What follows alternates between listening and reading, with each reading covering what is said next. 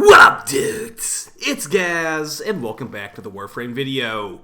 So today we're going to briefly go over something that you can't do anymore in Warframe, which is basically dual-wielding heavy Arcwing guns with Equinox.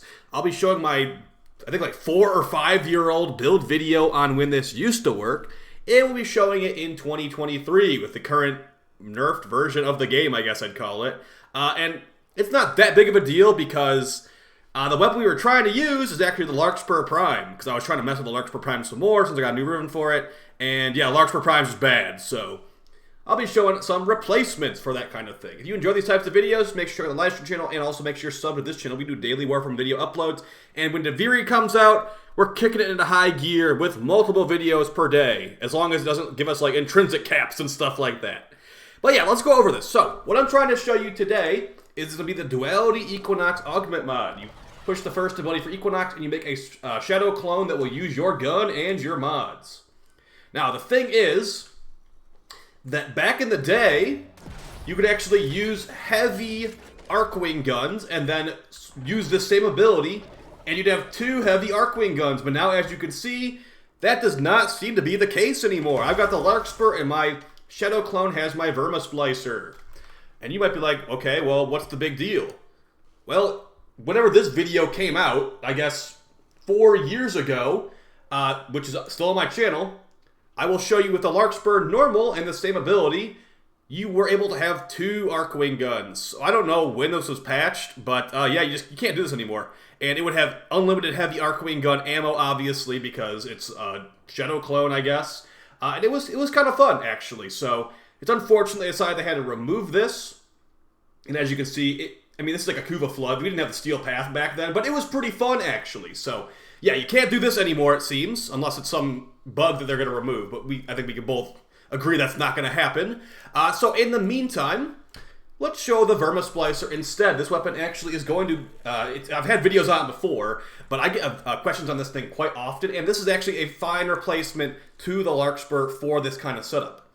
So if you don't have like a godly ribbon like this one, you can just throw on multi-shot mod in that spot, vigilante armaments. Also, if you don't want to go with like amalgam serration for more movement speed, you can throw on prime shred in that slot for basically punch through and some fire rate. If you don't have prime shred, just do normal shred.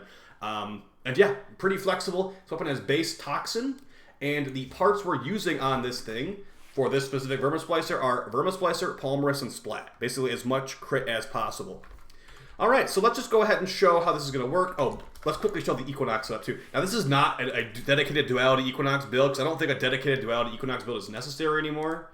Even though it says I have one right here. You basically just want to go high duration on a Duality Equinox build, and this is like kind of like whatever duration. I'm going to definitely take Duality off of this build after I'm done, but if you want to min-max it more, I'd say go for a bunch of range and a bunch of duration. You can do high range to make your mend ability cover more area, or your mend and maim, and then high duration to make it so your metamorphosis lasts longer, the Duality Spectre duration, because that does scale with duration, but not strength. It's got 300% increased damage multiplier. And yeah, this is like a Terrify build. You use third ability from Equinox in day form, and the fully stacked multi-augmented, you can fully armor strip with 1 armor cast, or 1 ability cast.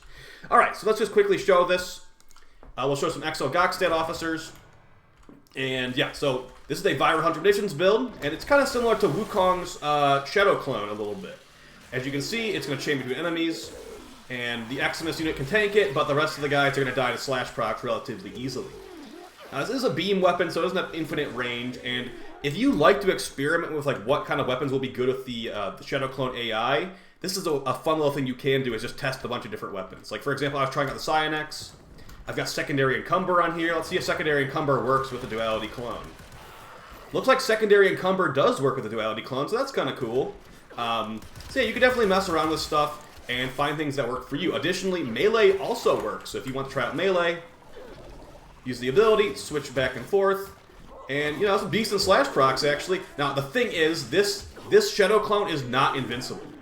And it also has a limited duration, like I showed. It scales with the duration of your build. So if these enemies were unpaused, it would just be dead. Like, it has pretty much the same health and armor you have. So unless you're, like, using Vazarin Dash, you are going to have it dying quite often. As you can see, that was some pretty good damage there. So A pretty fun playstyle, honestly. But yeah, you cannot do heavy Arcwing guns anymore. Just to confirm, let's use the another Arcwing gun to see if it is just for sure every weapon is not allowed. So we'll use the Kuva Grattler, which I think is better than the Larkspur Prime in a lot of situations. And we've got a Corrosive Heat build here. This could actually kill Steel Path enemies. Alright, so let's try it again. And just to confirm, it doesn't work on anything. I'm actually going to unpause the enemies too. Just so we can show the Duality Clone insta-dying, pretty much. Alright, so I'm going to use my heavy Arcwing gun launcher. Get that long animation. I'm going to use the Duality Clone. And yeah, it's just the primary still, and it instantly died. So if you want to use this playstyle, basically immediately start Vazarin dashing, and then you can have a Shadow Clone turret thing for you. Definitely not going to call the AI good, but this is where high duration build would come into play. And they're all dead without me doing anything, pretty much. So, yeah, too bad. No fun allowed, I suppose. As far as some other weapons for Duality Equinox, I was really liking the Vermisplicer. But, you know, most of the good stuff's going to be usable anyway. You have to remember, it is an AI. It's also not going to go for headshots. So things that are going to be good, similar to Vermisplicer, honestly. The Amprex is going to be great, as it's very similar. It's honestly like a very, very similar weapon to the Vermisplicer. But it's got base electric instead of base toxin. So that could be nice for chaining. I don't know why I have combustion beam on here, but yeah. So that could be kind of nice.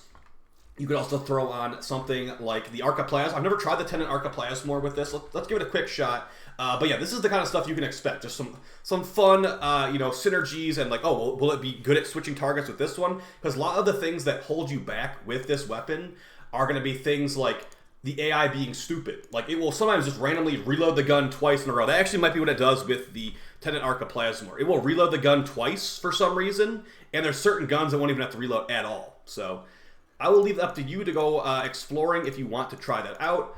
This augment, I believe, is available from New Loka. So I think New Loka is one of the more popular ones. And let's see. Okay, so a little bit slow on the fire rate. Actually, that's just how fast I fire. Okay, so it reloaded the gun once, and as you can see, it's being really dumb. It's hyper focused on one of these enemies, but then it like backs up behind a wall and makes it so it's not even like worth casting. So, of course, if we were to throw armor strip in here, they'd be getting one shot, one reload. Okay, so it only reloads the Arcaplasma once. If that's considered good, oh look though, it shot 2 shots off, then reloaded. That's one of the problems. It's like, why did it reload there? There was no reason it should have reloaded. Well, it did anyway. So that's one of the things. Now, you're going to remove Arcwing guns working, but you're not going to fix that? Random reloads for no reason? Like, yeah, that's a thing that's been a problem with Duality Equinox for the entire time, but yeah. If you guys enjoyed Duality Equinox, feel free to let me know what kinds of weapons you use on Duality Equinox in the comments down below. It's surprisingly good with melee, but again, you have to keep this thing alive, which is one of the major problems. And I'd say Wukong clones would be more useful most of the time anyway, because you can't even command where this thing's going to shoot. Either way, guys, I'll see you next time. Appreciate the support. Take it easy. Bye.